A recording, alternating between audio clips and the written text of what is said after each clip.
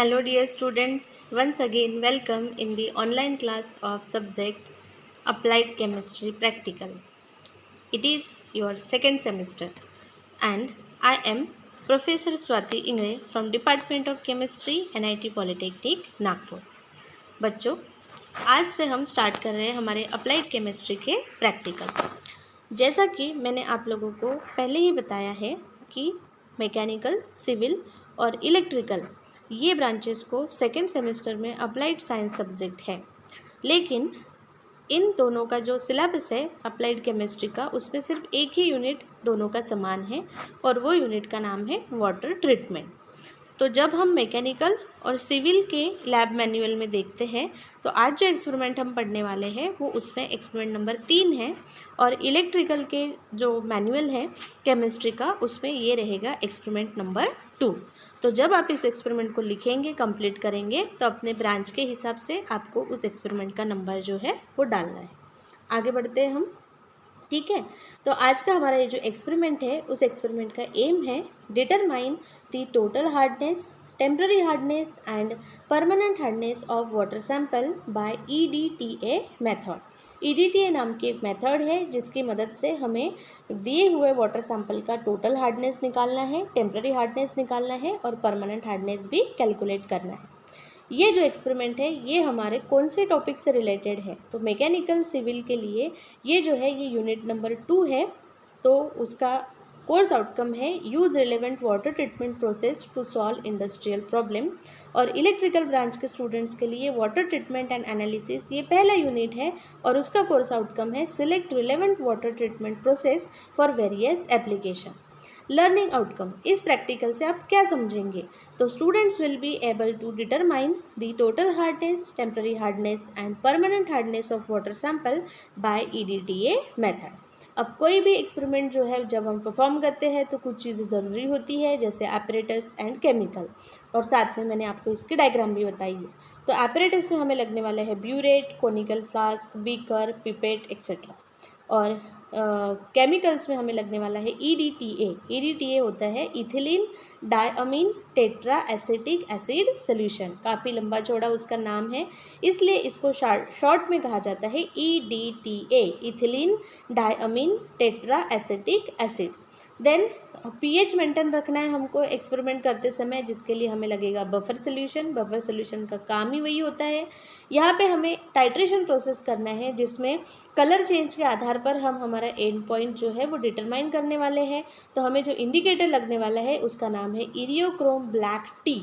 अब इसके नाम में ब्लैक है, ठीक है, लेकिन इसका जो खुद का कलर होता है वो ब्लू कलर होता है और हमें लगेगा वाटर सैंपल, क्योंकि उसी का हमको हार्डनेस जो है वो डिटरमाइन करना है। एक्सपेरिमेंट का डायग्राम कुछ इस तरह से रहेगा। ये जो EDTA सोल्यूशन है ये हमें भरना है ब्यूरेट में। ये जो वर्टिकल आपको लंबी चौड़ी पाइप यहाँ पे दिख रही है इसको कहा जाता है ब्यूरेट, जिसमें हम भरेंगे EDTA सोल्यूशन, ठीक है। इस पिपेट से हमें मेजर करके सोल्यूशन जो कुछ भी है वो लेना है, लेकिन हम मेजरिंग सिलेंडर भी इसके लिए यूज़ कर सकते हैं। ये रहेगा कोनिकल फ्लास्क। कोनिकल फ्लास्क में आपको आपका वाटर सैंपल लेना है, ठीक है। हम यहाँ पे 50 ml वाटर सैंपल लेने वाले हैं। देन उसमें हमें बफर सोल्यूशन डालना है, अप्रॉक्सीमेटली 10 ml बफर सोल्यूशन डालेंगे और फिर हम उसमें इरियोक्रोम ब्लैक टी इंडिकेटर डालेंगे और उसकी रिएक्शन हम ये जो ब्यूरेट में सोल्यूशन है उसके साथ करेंगे। आगे बढ़ते हैं हम, ठीक है। इस एक्सपेरिमेंट का प्रोसीजर क्या है? तो इस एक्सपेरिमेंट का प्रोसीजर कुछ इस तरह से है कि आपको सबसे पहले जो कुछ भी वाटर सैंपल है वो वाटर सैंपल लेना है 50 ml। 50 ml वाटर सैंपल लेने के बाद उसमें आप लोगों को EBT नाम का ये जो इंडिकेटर है, Eriochrome black T indicator EBT, जिसका खुद का कलर ब्लू होता है, वो डालना है, ठीक है। जैसे ही आप पानी में हार्ड वाटर में EBT इंडिकेटर डालते हो, EBT का खुद का कलर ब्लू होता है, लेकिन हार्ड वाटर में कौन से आयंस प्रेजेंट होते हैं? कैल्शियम और मैग्नीशियम। ये मैंने आप लोगों को पढ़ाया है कि हार्ड वाटर में कैल्शियम और मैग्नीशियम के सॉल्ट प्रेजेंट होते हैं, है ना। तो ये EBT क्या करता है, इस कैल्शियम और मैग्नीशियम के साथ एक कॉम्प्लेक्स बनाता है और उस कॉम्प्लेक्स का कलर होता है वाइन रेड। उस कॉम्प्लेक्स का कलर क्या होता है? Wine red. ईबीटी का खुद का कलर ब्लू होता है, लेकिन कैल्शियम और मैग्नीशियम के साथ जब वो रिएक्ट होता है तो उसका कलर बन जाता है वाइन रेड। तो ये जो कुछ भी यहाँ पे कलर आप लोगों को दिखाई दे रहा है इसको कहते हैं वाइन रेड कलर। इसको क्या कहते हैं? Wine red colour. तो आपने हार्ड वाटर लिया, उसमें आपने बफर सोल्यूशन डाला और उसमें आपने ईबीटी इंडिकेटर डाला, तो आपको वाइन रेड कलर का सोल्यूशन जो है वो मिलेगा। फिर आपको उसको ईडीटीए सोल्यूशन के साथ टाइट्रेट करना है, धीरे धीरे आपको वो ईडीटीए सोल्यूशन उसमें डालना है। कब तक करना है? जब तक ये वाइन रेड कलर चेंज होके क्या ना बन जाए? Blue colour. क्या ना बन जाए? Blue colour. अब ये ब्लू क्यों बना वो मैं आप लोगों को बताती हूँ। ये वाइन रेड कलर किस वजह से आया था? क्योंकि ईबीटी इस कैल्शियम और मैग्नीशियम के साथ अटैच होकर वाइन रेड कलर का कॉम्प्लेक्स बनाया था। लेकिन जब हम सोल्यूशन में ईडीटीए डालते हैं तो ये ईडीटीए क्या करता है? ये ईडीटीए इस ईबीटी को इस कॉम्प्लेक्स में से हटा देता है, उसको बाहर निकाल देता है और उसकी जगह पे खुद जाके अटैच हो जाता है। तो कैल्शियम और मैग्नीशियम जो पहले ईबीटी से जुड़े हुए थे, अब वो किसके साथ जुड़ जाते हैं? ईडीटीए के साथ। और ईडीटीए के साथ जो कॉम्प्लेक्स बनता है उसका कोई भी कलर नहीं रहता। लेकिन इसमें जो पहले ईबीटी जुड़ा हुआ था वो ईबीटी अकेला रह गया, ईबीटी अलग हो गया। और जब ईबीटी अकेला रहता है तो उसका कलर कौन सा रहता है? Blue colour. इसलिए सोल्यूशन का कलर क्या हो जाएगा? ब्लू। आई होप कि आपको एक्सपेरिमेंट का प्रोसीजर समझ में आया होगा। बहुत ही आसान सा प्रोसीजर है। जब मैं इसका डेमोन्स्ट्रेशन करूंगी तब आपको और अच्छे से समझ में आएगा। टाइट्रेशन आपको कब तक करना है? जब तक वाइन रेड कलर चेंज होके कौन सा कलर ना आ जाए? Blue colour. तो आगे बढ़ते हैं हम। ठीक है, ये फिर से मैं आपको यहाँ पे एक्सप्लेन करके बता रही हूँ। The hardness producing ion calcium and magnesium present in the water combines with eriochrome black T indicator to form a unstable complex, जिसका कलर क्या होता है? Wine red. देखो, कैल्शियम और मैग्नीशियम, उसी की वजह से तो वाटर हार्ड होता है ना। उसमें जब हमने ईबीटी डाला तो ये ईबीटी इस कैल्शियम और मैग्नीशियम के साथ मिलकर एक अनस्टेबल कॉम्प्लेक्स बनाता है जिसका कलर होता है वाइन रेड।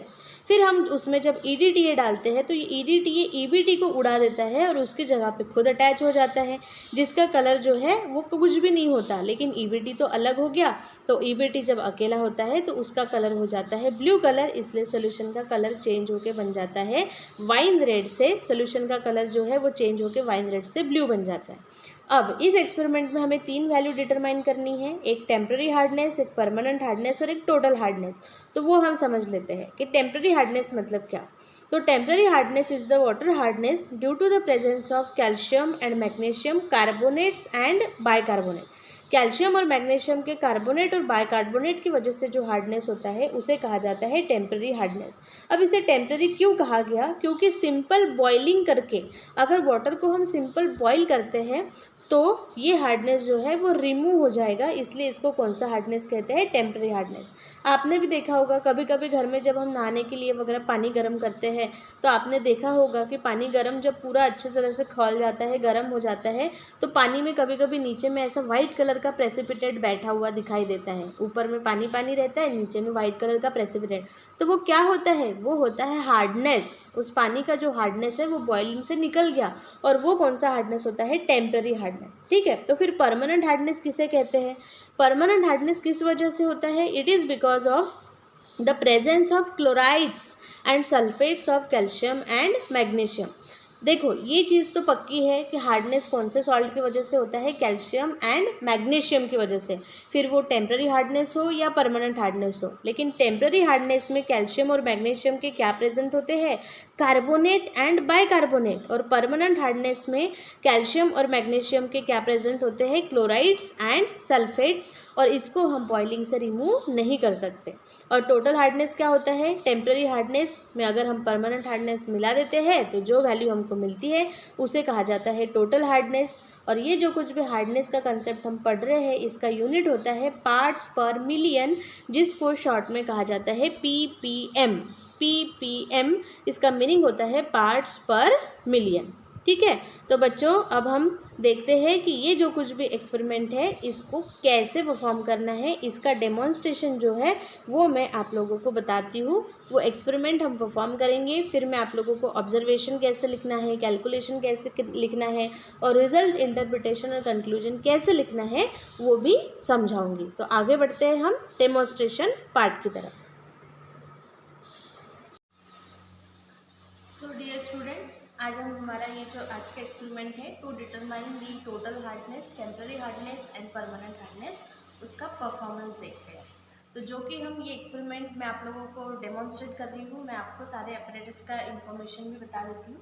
ये जो है इसे कहते हैं कोनिकल फ्लास्क। इसमें हम हमारा जो आज का टाइट्रेशन का प्रोसेस है वो करने वाले हैं। इसे कहा जाता है कोनिकल फ्लास्क। देन ये स्टैंड पे आपको ये जो लगा हुआ दिखाई दे रहा है, ये जो पाइप है, इसे कहा जाता है ब्यूरेट। इसे कहा जाता है ब्यूरेट। जो EDTA सोल्यूशन मैंने आपको केमिकल्स में बताया है, वो EDTA सोल्यूशन आपको किस में भरना है, ब्यूरेट में।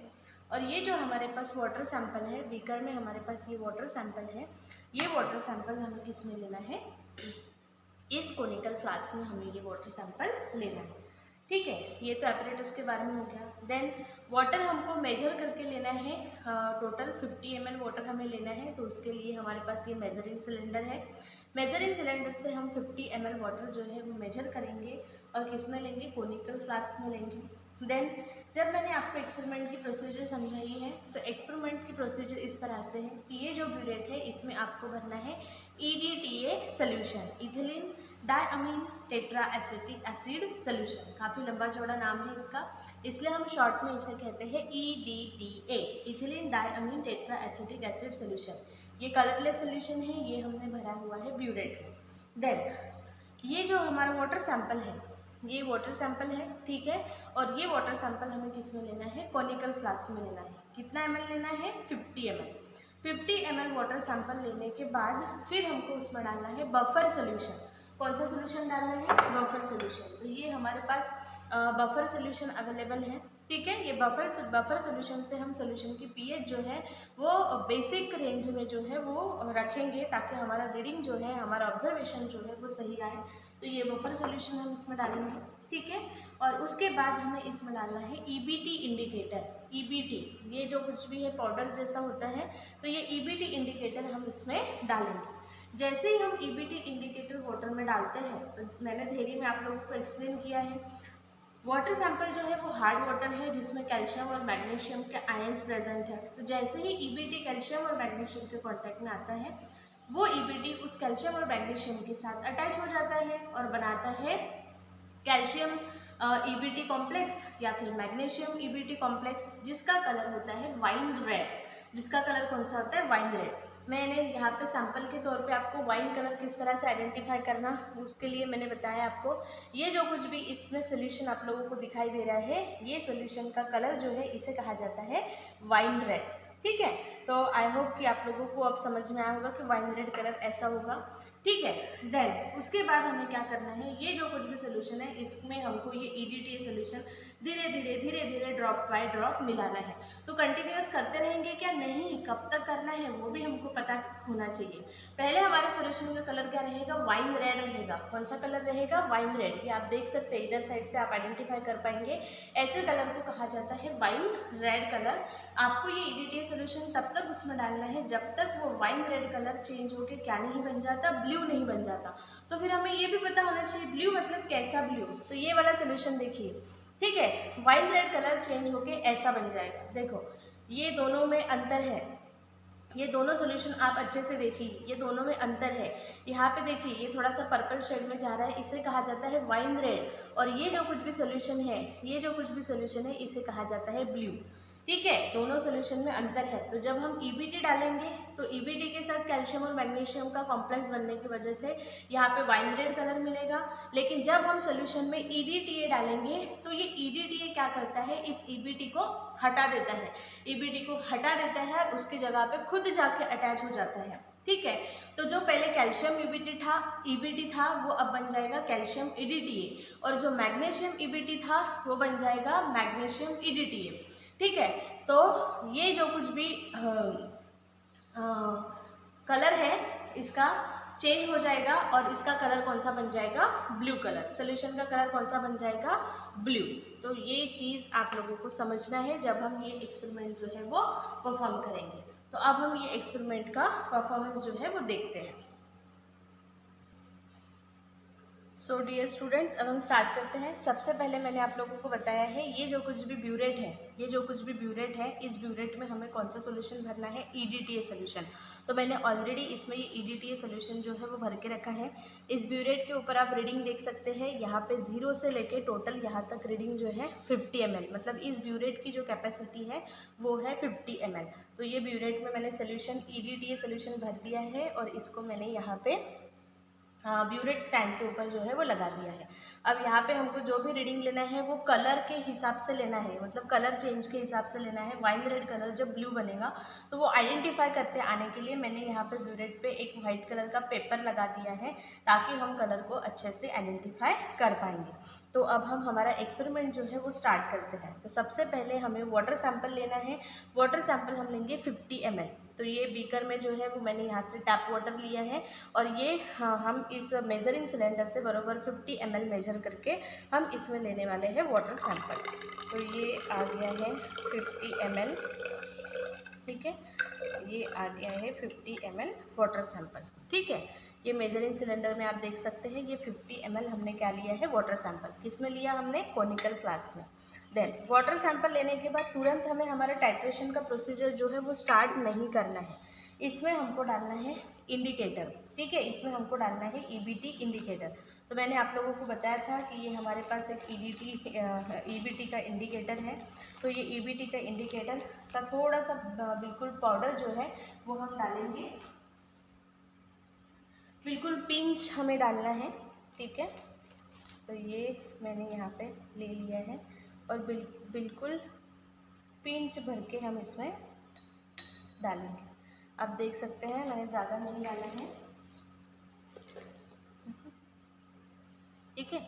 और देखिए सोल्यूशन का कलर जो है वो चेंज हो गया है, ठीक है। सोल्यूशन का कलर जो है वो चेंज हो गया है। पहले ऐसा कलर नहीं था, पहले वाटर जैसा कलर था और अब ये जो कुछ भी कलर यहाँ पे मिला है इसको कहते हैं वाइन रेड कलर, ठीक है, इसको कहते हैं वाइन रेड कलर। ये जो मैंने आप लोगों को बताया था, ठीक है, वाइन रेड कलर, ये थोड़ा डार्क है, ये फेंट है, ठीक है।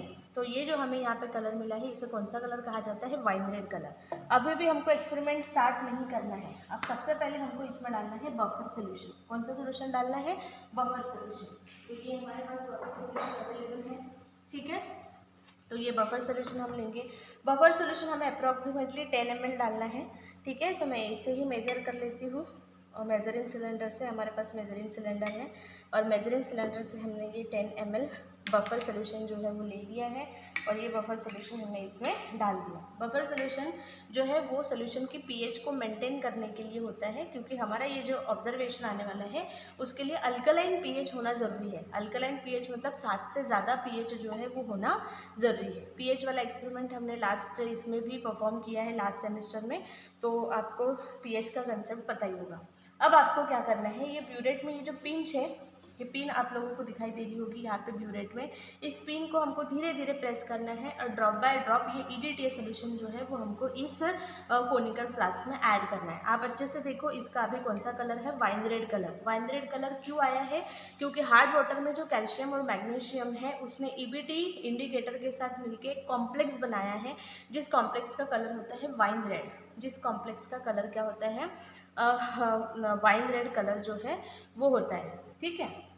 देन अब हम इसमें डालेंगे ड्रॉप बाय ड्रॉप। ध्यान से देखेंगे आप कलर चेंज। ये हमने इसमें एक ड्रॉप डाला, ठीक है, और हम इसको शेक कर रहे हैं।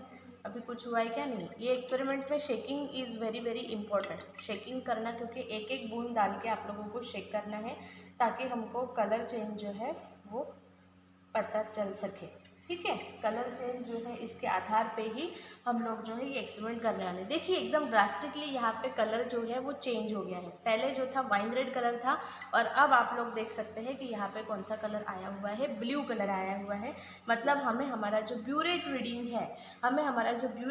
है, वो ब्यूरेट रीडिंग मिल गया है। तो हम क्या करेंगे, अब हमारी ये जो ब्यूरेट है, इस ब्यूरेट से हम देख लेते हैं कि हमारा रीडिंग जो है वो कौन सा आया है। तो यहाँ पे हमारा जो ब्यूरेट का रीडिंग आया है वो आया है 2.4। ये जो हमारा ब्यूरेट का रीडिंग आया है ये हमारा आया है 2.4।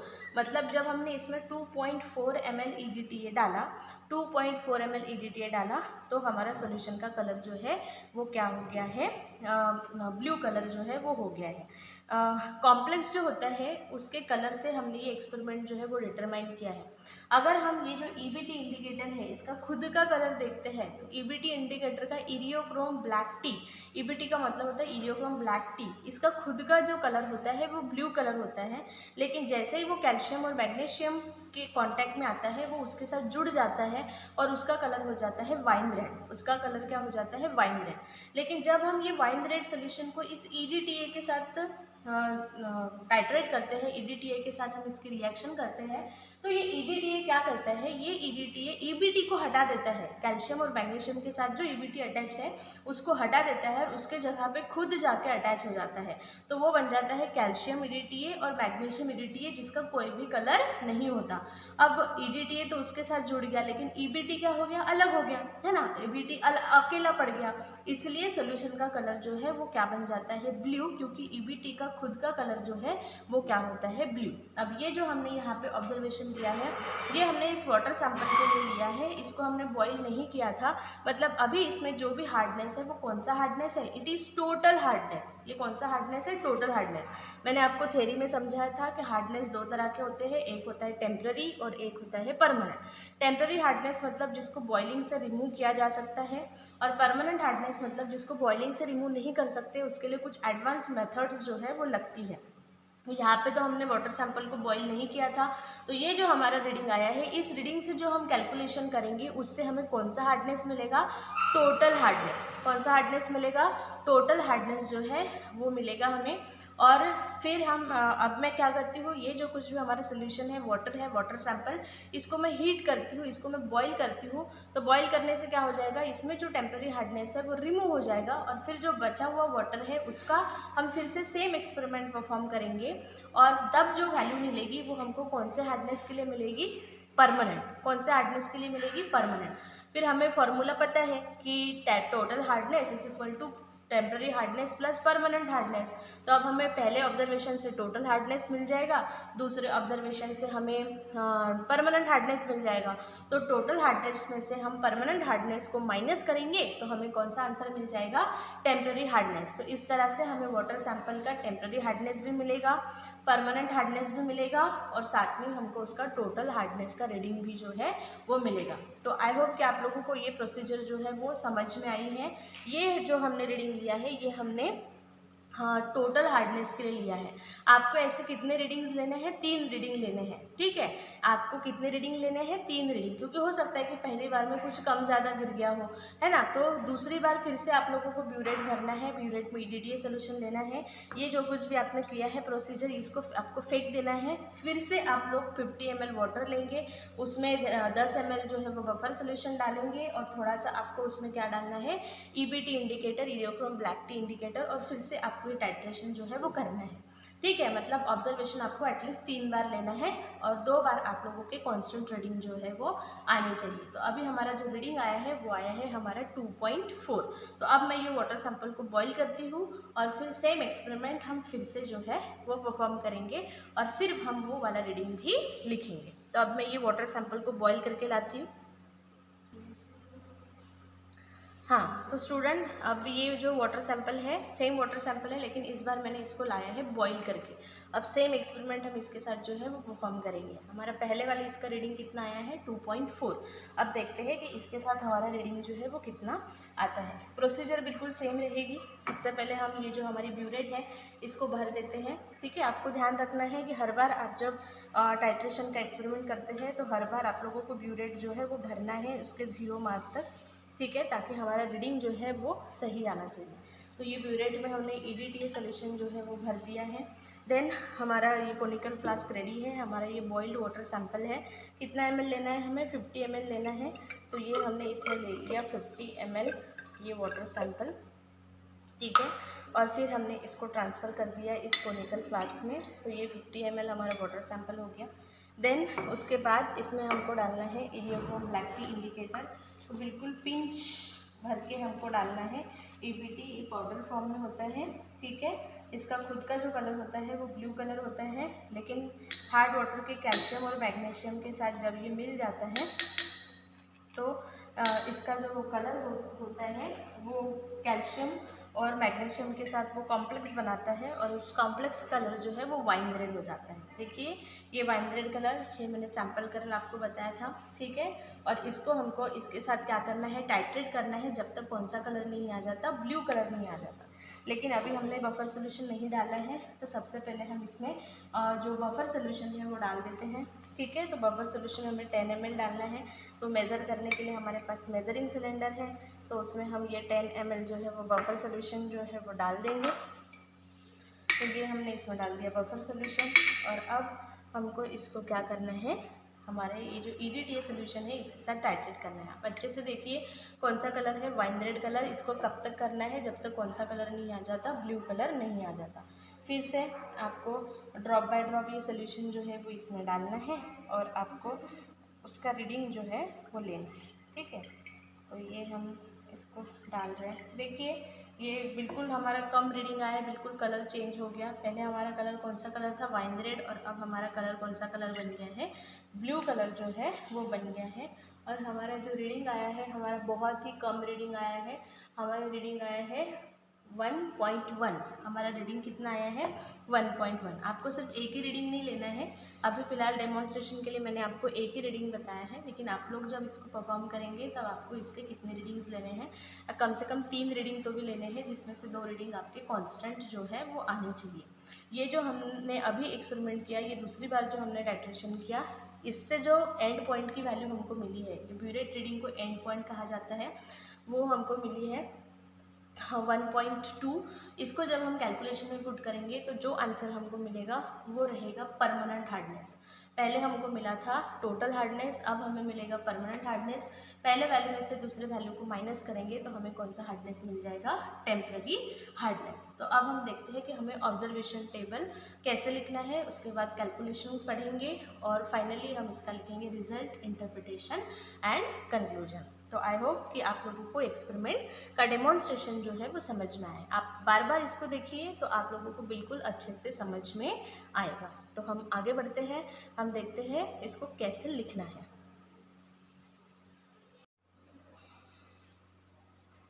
हाँ, तो स्टूडेंट्स अब हम समझते हैं कि ये जो एक्सपेरिमेंट है, एक्सपेरिमेंट का एम है to determine the total, temporary and permanent hardness of given water sample by कौन सा मेथड, कौन सी मेथड बोलते हैं इसको, बाय EDTA मेथड। क्योंकि हमने इसमें ये वाला सोल्यूशन जो है EDTA सोल्यूशन यूज़ किया है। इसको किस तरह से लिखना है, इसका ये जो है पहला ऑब्जर्वेशन टेबल, जिससे हमें किसकी वैल्यू मिलने वाली है, टोटल हार्डनेस, क्योंकि तब हमने वाटर सैंपल को बॉईल नहीं किया था, मतलब उसमें टेम्पररी हार्डनेस भी है और परमानेंट हार्डनेस भी है, मतलब वो कौन सा हार्डनेस रहेगा, टोटल हार्डनेस। और दूसरा वाला जो रीडिंग हमने लिया, जब हमने वाटर सैंपल को बॉईल किया था, तो उसके बाद जो हमको रीडिंग मिलेगा, उससे जो वैल्यू हमें मिलेगी वो वैल्यू हमें मिलेगी परमानेंट हार्डनेस की। कौन सा हार्डनेस की वैल्यू मिलेगी, परमानेंट हार्डनेस। तो जो हमारा पहला वाला इसका रीडिंग आया था, पहले वाले इसका हमारा रीडिंग जो आया था वो आया था 2.4। पहला वाला रीडिंग हमारा कौन सा आया था, 2.4। मैंने आप लोगों को बताया था कि अभी डेमोन्स्ट्रेशन के लिए मैंने आपको सिर्फ एक ही बार रीडिंग करके बताया है, लेकिन आप जब इसको परफॉर्म करते हैं तो आपको एटलीस्ट कितने ऑब्जर्वेशन लेने हैं, 1 2 3, 3 ऑब्जर्वेशन आपको लेने हैं, जिसमें से 2 आपके कॉन्स्टेंट आने चाहिए। तो अभी फिलहाल हम इसको 2.4 ही ले लेते हैं।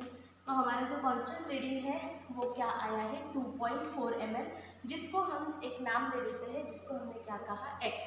ये x को जब हम कैलकुलेशन में पुट करेंगे तो हमें कौन सा हार्डनेस मिलेगा, टोटल हार्डनेस। ऑब्जर्वेशन टेबल ध्यान से समझेंगे, ठीक है। देन ये जो दूसरा ऑब्जर्वेशन टेबल है, जिससे हमें परमानेंट हार्डनेस की वैल्यू जो है वो मिलने वाली है। यहाँ पे भी आपको कितने रीडिंग्स लेने हैं, बॉइल वाटर सैंपल के 3 रीडिंग लेने हैं। मैंने जब यहाँ पे डेमोन्स्ट्रेशन किया तो हमारा जो रीडिंग आया है वो आया है 1.2 ml, 1.2 ml। तो अभी हम फिलहाल के लिए कंसिडर करते हैं कि हमारे तीनों रीडिंग जो है वो 1.2 ml ही आए हैं। तो हमारा कांस्टेंट रीडिंग क्या हो गया, 1.2 ml, जिसको हमने बोला y, जिसको हमने क्या बोला है, y। और ये y की वैल्यू जब हम कैलकुलेशन में पुट करेंगे तो हमें कौन सा हार्डनेस मिलेगा, परमानेंट हार्डनेस। तो अब हम देखते हैं कैलकुलेशन कि इस एक्सपेरिमेंट का कैलकुलेशन किस तरह से करना है।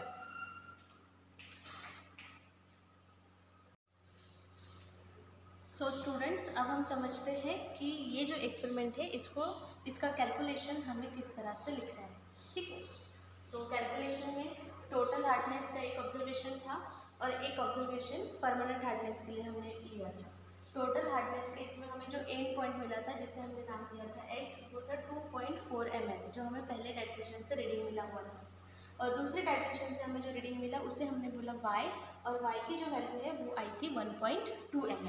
देन हार्डनेस का एक फॉर्मूला है, हार्डनेस कोई भी कैलकुलेट करने का एक फॉर्मूला है, और वो फॉर्मूला इस तरह से है कि जो भी आपका ब्यूरेट रीडिंग आया है उसको आपको मल्टीप्लाई करना है 40 से। उसको आपको किससे मल्टीप्लाई करना है? 40 से। ये 40 जो कुछ भी है ये कैल्शियम कार्बोनेट इक्विवेलेंट है। ठीक है, क्योंकि वाटर में जो हार्डनेस होता है उसको कौन सी चीज़ के साथ कंपेयर करके कैलकुलेट किया जाता है? तो कैल्शियम कार्बोनेट के साथ उसको कंपेयर किया जाता है। और कैल्शियम कार्बोनेट की जो मॉलिक्यूलर इक्विवेलेंट वेट की जो वैल्यू होती है वो होती है 40। तो हमारा फॉर्मूला क्या हो जाएगा? Burette reading into 40। यहाँ पर भी जो हम फॉर्मूला लगाएंगे सेम हमारा फॉर्मूला रहेगा ब्यूरेट रीडिंग इंटू 40। तो हमारा जो ब्यूरेट रीडिंग आया है, पहले केस में हमारा ब्यूरेट रीडिंग आया था 2.4 इंटू 40। तो 2.4 इंटू 40 जब हम करते हैं तो हमारा आंसर आता है 96। हमारा आंसर कितना आता है? 96। ठीक है, पहले हम ये वाला कैलकुलेशन कर लेते हैं, बाद में हम वो वाला कैलकुलेशन करें। अब ये जो कुछ भी हमारा 2.4 रीडिंग आया था, इसके लिए हमने कितना वाटर सैंपल लिया था? हमने मेजर करके कोनिकल फ्लास्क में कितना वाटर सैंपल लिया था? 50 ml। 50 ml हमने वाटर लिया, फिर उसमें यूबीटी इंडिकेटर डाला और फिर हमने उसमें बफर सोल्यूशन डाला था। तो ये जो कुछ भी हमारी 96 वैल्यू जो कुछ भी आई है, ये 96 वैल्यू कितने ml वाटर सैंपल के लिए आई है? 50 ml। तो वो हम लिख लेते हैं कि 50 ml वाटर सैंपल में कितना हार्डनेस प्रेजेंट है? 96 ppm। ppm का मतलब होता है पार्ट्स पर मिलियन। ये आपको थ्योरी में भी जब हार्डनेस का टॉपिक हम पढ़ेंगे तब हार्डनेस का जो यूनिट होता है उसे कहा जाता है ppm, that is parts per million. तो 50 ml वाटर सैंपल में हार्डनेस की वैल्यू कितनी आई है? 96।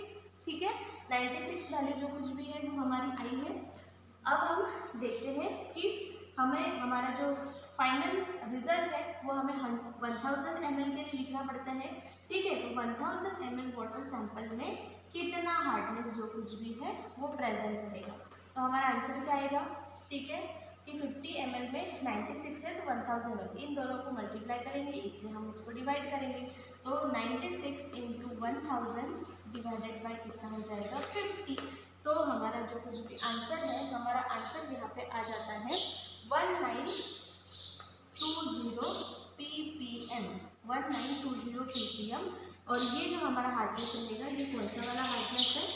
Total hardness. ये कौन सा वाला हार्डनेस रहेगा? Total hardness. तो ये हमें हमारा पहले कैलकुलेशन की वैल्यू जो कुछ भी हमें मिल गई है कि हमने जो वाटर सैंपल लिया था वो वाटर सैंपल में कितना हार्डनेस प्रेजेंट है? 1920 ppm पार्ट्स पर मिलियन। अब हम कैलकुलेट करते हैं परमानेंट हार्डनेस। परमानेंट हार्डनेस के लिए हमारा जो ब्यूरेट रीडिंग आया था, हमारा ब्यूरेट रीडिंग आया था 1.2 इंटू 40। 1.2 इंटू 40। तो 1.2 इंटू 40 का हमारा जो आंसर है वो आ जाता है 48। हमारा जो आंसर है वो आ जाता है 48।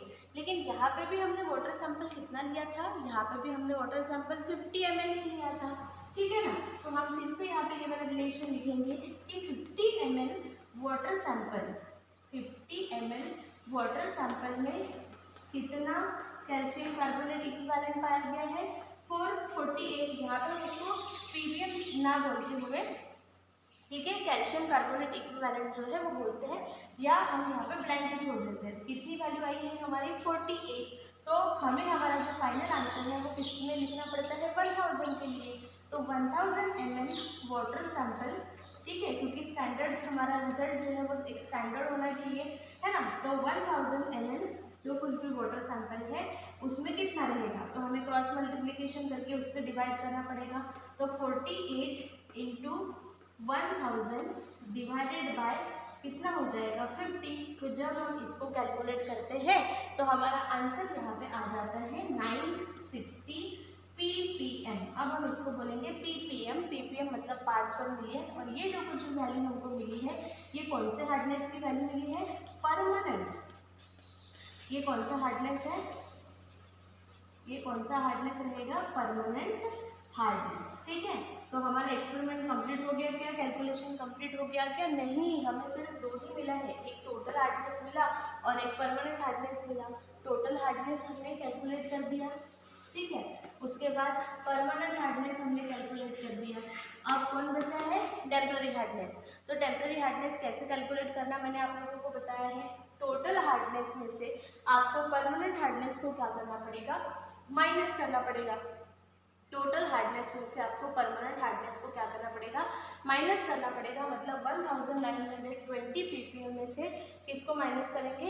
960 ppm को माइनस करेंगे तो जो वैल्यू हमको मिलेगी उसे हम कौन सा हार्डनेस बोलेंगे? टेम्पररी हार्डनेस जो है वो हम बोलेंगे। तो वो मैं यहाँ पे लिख देती हूँ आप लोगों को, ठीक है, कि टेम्पररी हार्डनेस हम किस तरह से कैलकुलेट करेंगे। ठीक है, टेम्पररी हार्डनेस हमें कैलकुलेट करना है अभी। टेम्पररी हार्डनेस, और टेम्पररी हार्डनेस का जो हमारा फॉर्मूला है वो हमारा टेम्पररी हार्डनेस का फॉर्मूला क्या रहेगा कैलकुलेट करने का? कि total hardness is equal to temporary hardness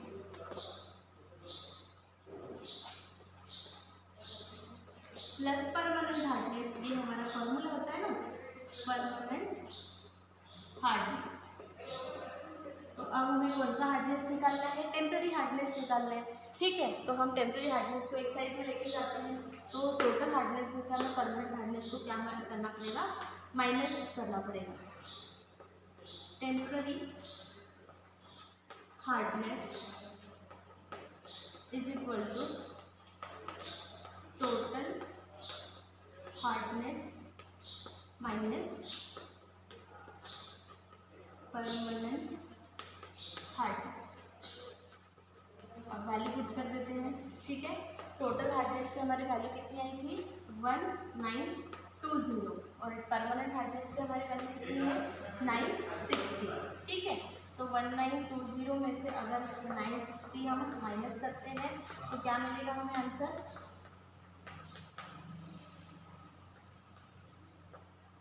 ठीक है, तो हमारा आंसर कितना आ जाएगा? 960। हमारा आंसर कितना आ जाएगा? 960। तो ये जो कुछ भी 960 है इसको भी हम बोलेंगे ppm और ये हमारा कौन सा हार्डनेस रहेगा? Temporary hardness. इस तरह से अब हमारा कैलकुलेशन जो है वो कंप्लीट हो गया है कि टेम्पररी हार्डनेस जो है 960 ppm रहेगा। ठीक है, तो इस तरह से हमने तीनों हार्डनेस कैलकुलेट कर लिए हैं। टोटल हार्डनेस भी मिल गया, परमानेंट हार्डनेस भी मिल गया और टेम्पररी हार्डनेस भी हमने कैलकुलेट कर लिया है। और अब फाइनली हमको लिखना है रिजल्ट। ठीक है, तो रिजल्ट किस तरह से लिखना है वो अब मैं आप लोगों को बताती हूँ।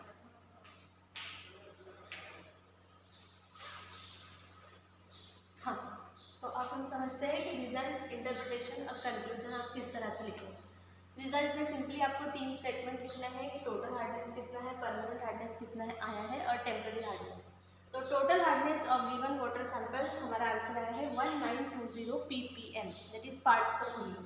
Then permanent hardness of given water sample is 960 ppm आया है और temporary hardness of given water sample उसकी भी वैल्यू हमारी 960 ppm भी आई है।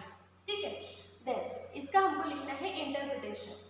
तो as the total hardness of given water sample is above 500 ppm, ठीक है, ये जो कुछ भी वैल्यू हमारी टोटल हार्डनेस की आई है ये 500 ppm से ज़्यादा होने की वजह से it means it is a very hard water.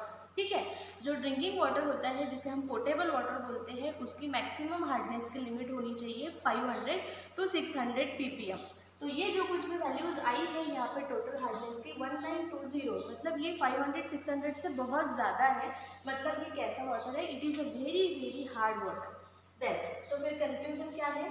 The given water sample contains more than 500 ppm dissolved calcium and magnesium salt। ये जो कुछ भी उसका इतना हार्डनेस आया है ये कौन से सॉल्ट्स की वजह से आया हुआ है? Dissolve calcium and magnesium salt, carbonate, bicarbonate, sulphates, chlorides, ठीक है। Hence it is unsuitable for drinking purpose. जैसा कि मैंने अभी अभी आपको बताया, ड्रिंकिंग वाटर की लिमिट जो होती है वो मैक्सिमम 500 to 600 ppm होती है, लेकिन ये वैल्यू उससे बहुत ज़्यादा होने की वजह से हम उसको ड्रिंकिंग पर्पस के लिए यूज़ नहीं कर सकते, ये ड्रिंकिंग पर्पस के लिए अनसूटेबल होता है। तो इस तरह से आज हमने समझा है experiment to determine the total temporary and permanent hardness of given water sample by कौन से method? EDTA method. I hope कि आपको ये एक्सपेरिमेंट अच्छे से समझ में आया होगा।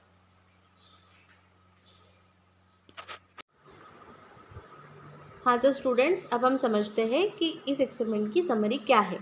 तो ये एक्सपेरिमेंट का प्रोसीजर समझने के बाद अब आप लोग क्या कर सकते हैं? तो now you can determine the total hardness, temporary hardness and permanent hardness of given water sample by EDTA method. आप उसको अच्छे से डिटरमाइन कर सकते हैं, उसका रिजल्ट, इंटरप्रिटेशन, कैलकुलेशन, एवरीथिंग आप लोग कर सकते हैं। प्रोग्राम आउटकम क्या रहेगा? तो यहाँ पे आपको इस एक्सपेरिमेंट के माध्यम से वाटर के हार्डनेस के बारे में बेसिक नॉलेज मिला है, साथ में ही हमने एक्सपेरिमेंट परफॉर्म किया है, तो एक्सपेरिमेंट की प्रोसीजर आप लोगों को समझ में आई है और ये चीज़ आपको लाइफ लॉन्ग जो कुछ भी है काम में आने वाली है, याद रहने वाली है। देन प्रैक्टिकल कंप्लीशन आपको किस तरह से करना है, ये चीज़ थोड़ा सा ध्यान से समझेंगे कि आपको प्रैक्टिकल कंप्लीट करते समय क्या क्या लिखना है। आप एम लिखेंगे, देन सारी चीज़ें जो है वो आपको इसी वीडियो में से मिल जाएगी। एम लिखना है, उसके बाद अपैरेटस लिखेंगे, केमिकल्स लिखेंगे, देन ऑब्जर्वेशन टेबल। इस एक्सपेरिमेंट में आपको 2 ऑब्जर्वेशन टेबल मिलेंगे, एक टोटल हार्डनेस के लिए और एक परमानेंट हार्डनेस के लिए। उसके बाद कैलकुलेशन हमने 3 कैलकुलेशन किए हैं। पहला हमने टोटल हार्डनेस निकाला, फिर हमने परमानेंट हार्डनेस निकाला, फिर टोटल हार्डनेस में से परमानेंट हार्डनेस को माइनस करके हमने टेम्पररी हार्डनेस भी निकाला। देन हमें लिखना है रिजल्ट, देन इंटरप्रिटेशन और फाइनली हम लिखेंगे कंक्लूजन। ठीक है, तो इस तरह से आपको एक्सपेरिमेंट कंप्लीट करना है। हमारा नेक्स्ट प्रैक्टिकल रहेगा determination of alkalinity of given water sample. ये भी वाटर चैप्टर से ही रिलेटेड एक्सपेरिमेंट है। So dear students, don't worry, be happy, keep learning, happy learning. Thank you very much.